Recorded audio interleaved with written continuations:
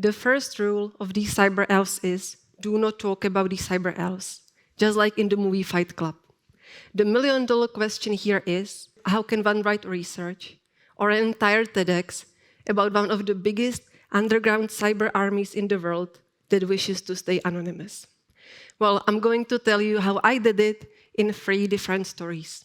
About the origin about the elves, about my relationship to them, and about one day in the life of a cyber elf.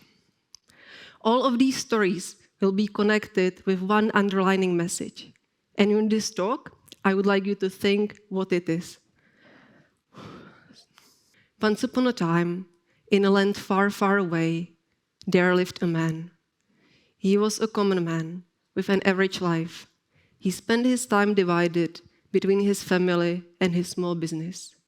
His ambitions never grew beyond that. Yet evil crept into this man's country, from land across the borders.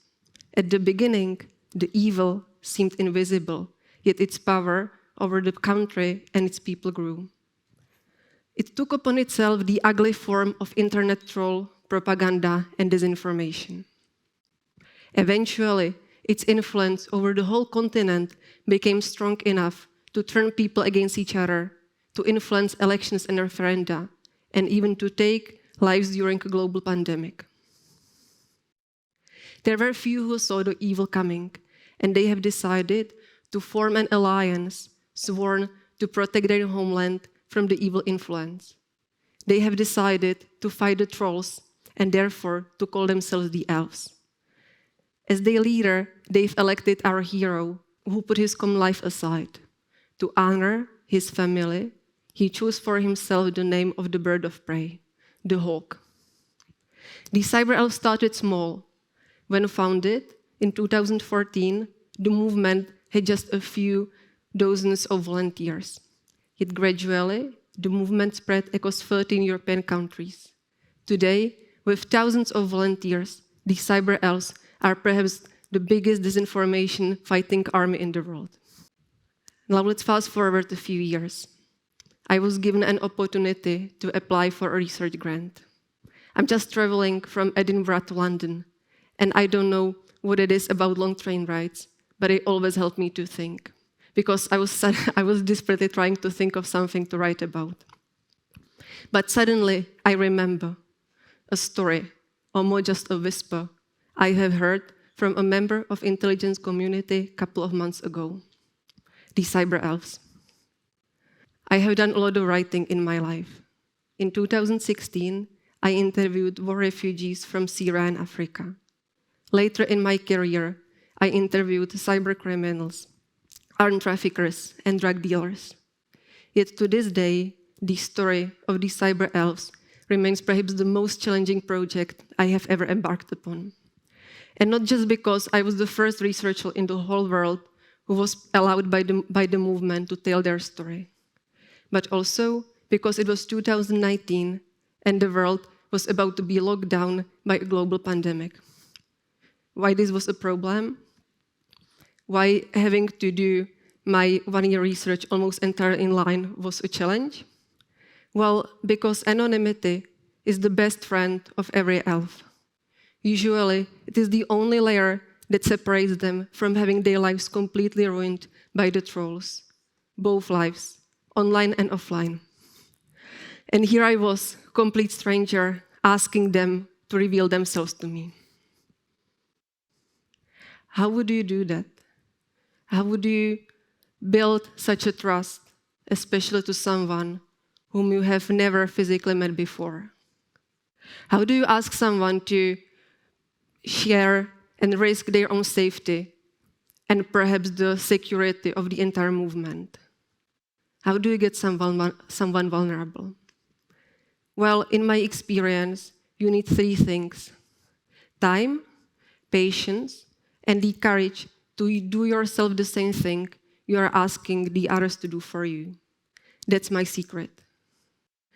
Step by step, interview by interview, the cyber elves led me into their world. Over 1 year of my research, I conducted dozens of interviews with elves across Europe.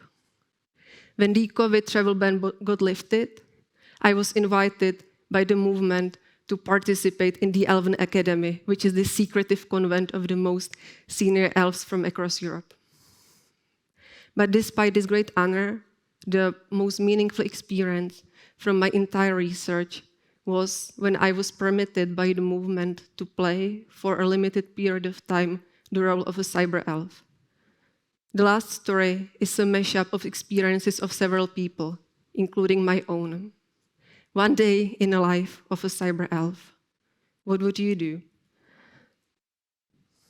Imagine you have just returned home after a long day at work, tired and in need of rest, wanting to spend some time with your family.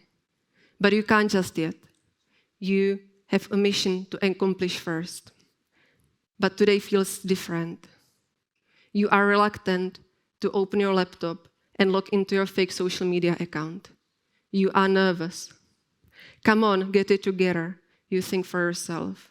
You are a member of the most elite group of cyber elves.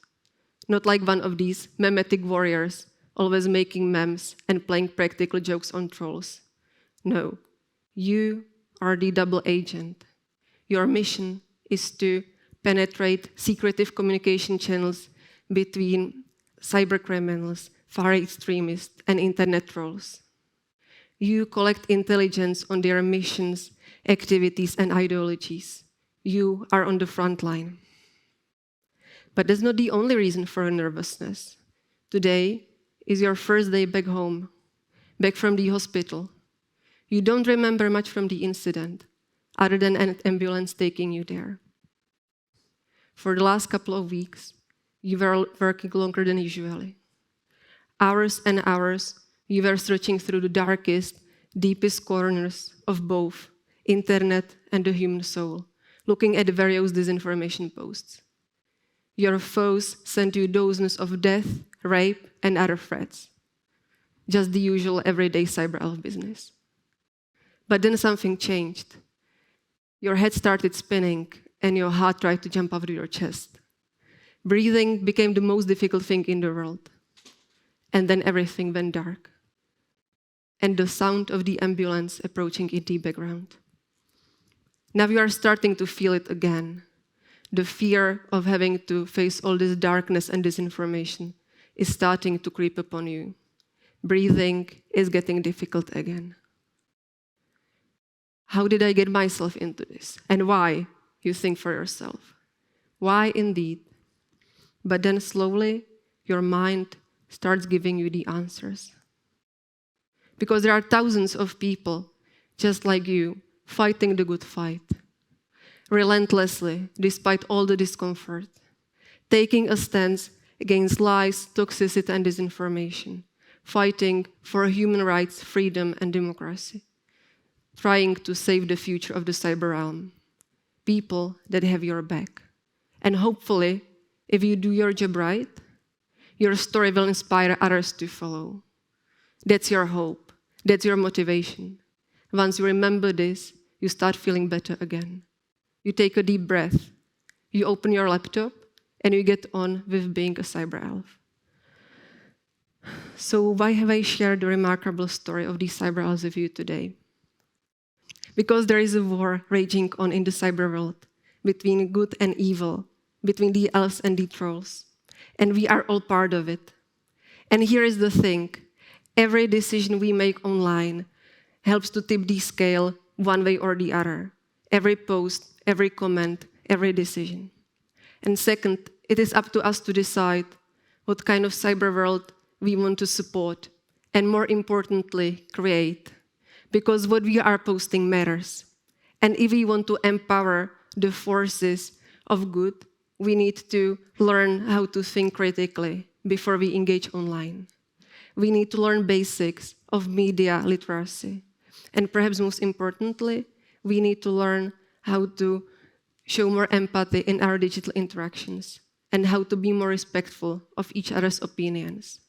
Let's build bridges where others are creating silos. And lastly, even though internet is dark and full of terror, there is still some hope left. There are thousands of people, just like these cyber elves, fighting the good fight, people that have your back. Together, we can tip the scales towards more truth, unity, more secure and inclusive cyber realm. Always remember that in your quest for a better online world, you are never alone. Thank you.